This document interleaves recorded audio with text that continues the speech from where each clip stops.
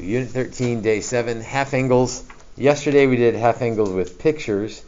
Today we're going to do half angles with the unit circle. And it's the last day of new stuff. Starting tomorrow, it's review, review, review, and then we'll test next Wednesday. So let's start with some stuff that's not unit circle, that's not trig, that's not sine or cosine. That's just some algebra stuff that we got to figure out here.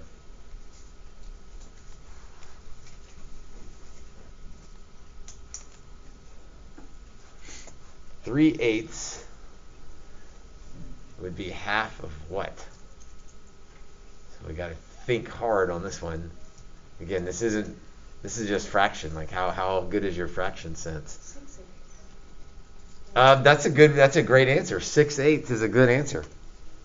But it's actually Right. But 6/8 isn't wrong. It's not finished. But that's one way to think of it as well. To get to 3, I need half of 6. So 6/8, which is 3/4. So you could think of it either way. I mean, obviously you would need to reduce it to get your final answer.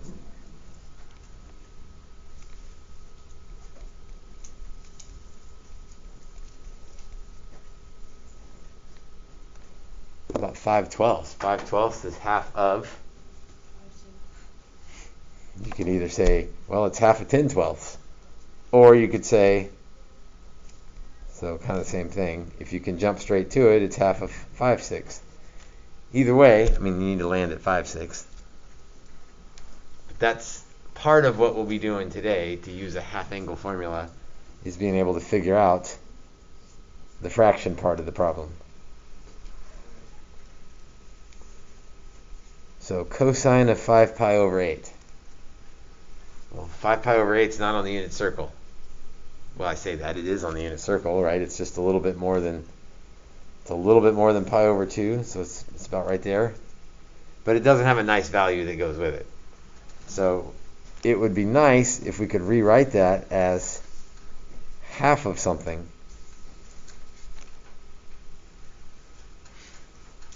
So half of what would give me 5 over 8? Half of what would give me 5/8? Again, you could think of it like we just did a minute ago. 5/8 is half of what?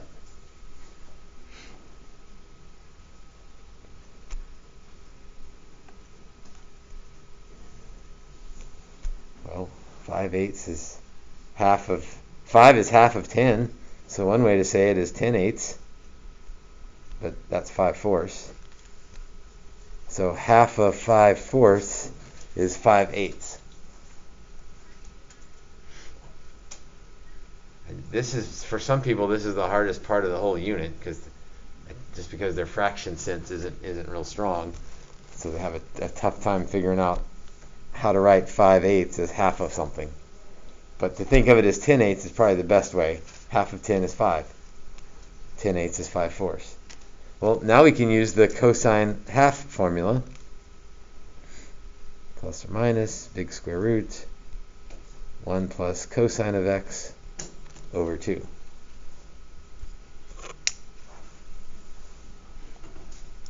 But the x we're talking about isn't 5 pi over 8. The x we're talking about is the 5 pi over 4.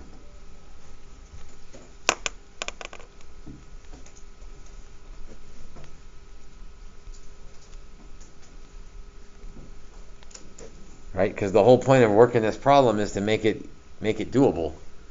Cosine of 5 pi over 8 wasn't possible. Cosine of 5 pi over 4, that we can do.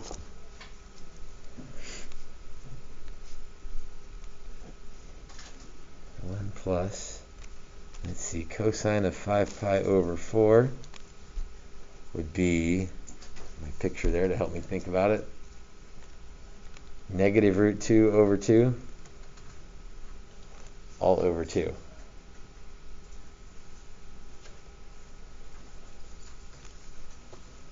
Now, To me, the only thing that makes today harder than yesterday, because it's the same formula, is that I can't use the calculator. There's too many square roots in that.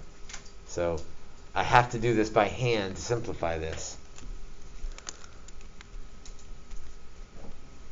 So if I want to add fractions, I need a common denominator. So I'm going to rewrite 1 as 2 over 2.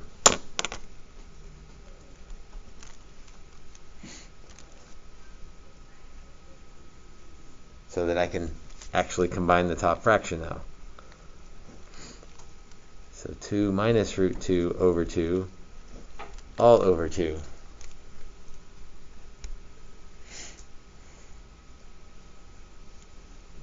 Dividing fractions, keep it, change it, flip it.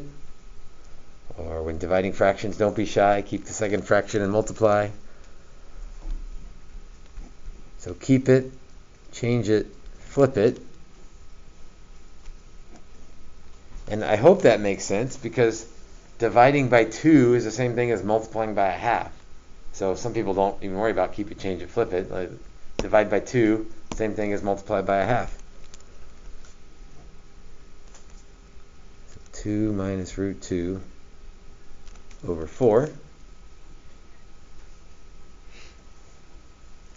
But the square root of 4, we can take the square root of 4. Just make sure it's clear that that bottom 2 is not under the square root anymore, because we square rooted the 4.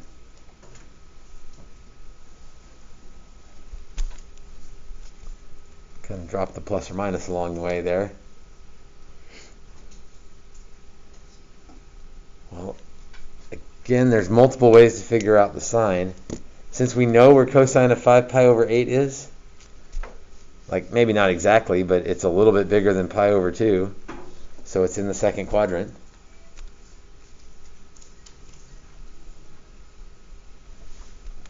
Is one way to think of it. Or theta was in the third quadrant, so that means theta over 2 is in the second quadrant. But either way, 5 pi over 8 is in the second quadrant. So in the second quadrant, cosine is negative.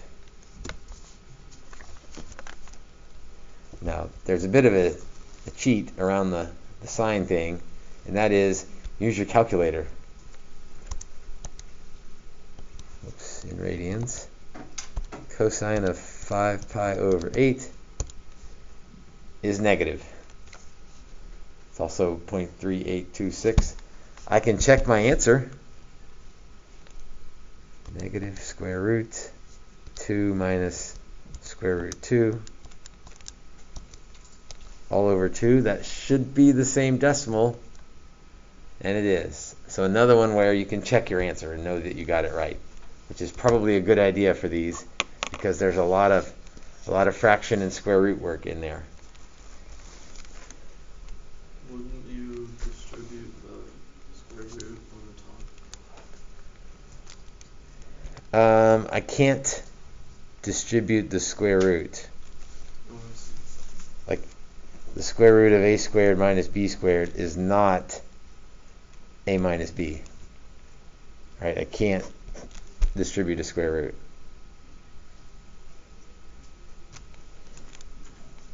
A square root is the same thing as an exponent.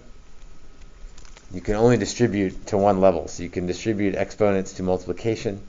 You can distribute multiplication to addition, but you cannot distribute exponents to addition like this.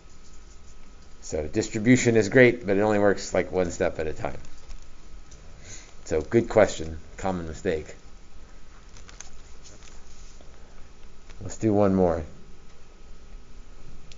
The sine of 7 pi over 12.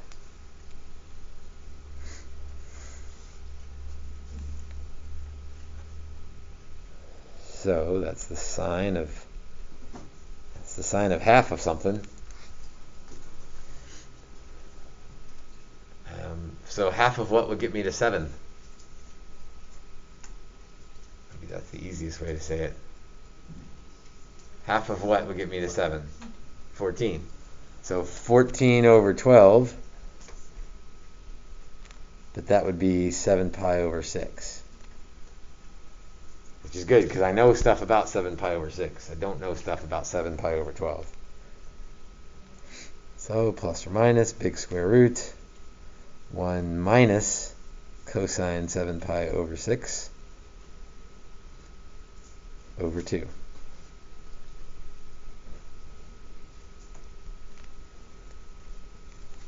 Cosine of 7 pi over 6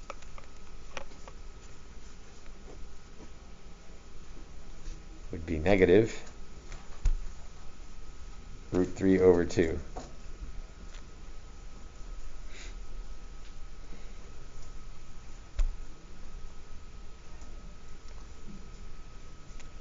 So I guess depending on how much work you want to do all at once, 1 plus root 3 over 2 all over 2. I'm going to pause right there and see if you can take it from there. So get a common denominator so that you can add the top. Keep it, change it, flip it. And just see if you can finish it from there. And then we'll come back in a minute and I'll work it. So common denominator, and you'll get the hang of these, and you maybe won't show quite as many steps as I've been showing. Like that's 2 over 2. So the numerator now will be 2 plus square root of 3 over 2, all over 2. And then maybe you don't even show the next step because you're just going to multiply that 2 by that 2. But I'll show it. Keep it, change it, flip it. Still under the square root. So 2 plus square root of 3 all over 4. But then you can take the square root of 4. So square root of 2 plus square root of 3 all over 2. Now we need to back up and figure out the sign. So here's 7 pi over 6, so that's theta. Theta is in quadrant 3. So with our quadrant algebra, theta over 2 is in quadrant 1.5, but I'm not even going to write that down. Quadrant 2, theta over 2 is in quadrant 2. Or you can go right back to the beginning and say 7 pi over 12. Like that's not a nice value, but I at least know where it is. That's a little bit more than a half. So yeah, it's in quadrant 2. And in quadrant 2, sign is positive. Or you can do you got your calculator, so don't miss the sign when you have an opportunity to just type it in. It's positive. You may as well check since there was so much algebra in this one, we've talked about checking before, and most of the time it's like, no big deal. But these, it's probably a good idea to check, because there's so much algebra by hand you have to do. Moment of truth here. Okay, I got it, so I know it's right. So another place where calculator helps, check, but it doesn't really help you get the answer.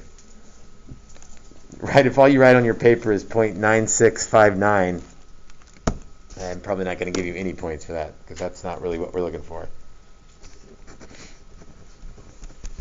All right, today's assignment is worksheet 5, the rest of them, 9 through 12. And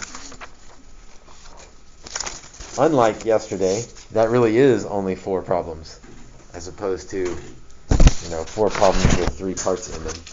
So today is pretty short. Today's a good day to get caught up through worksheet 5, and then all you got left is the review. I will remind you that due tomorrow is worksheets 1 through 4. So you online guys, you'll look for that assignment to submit those.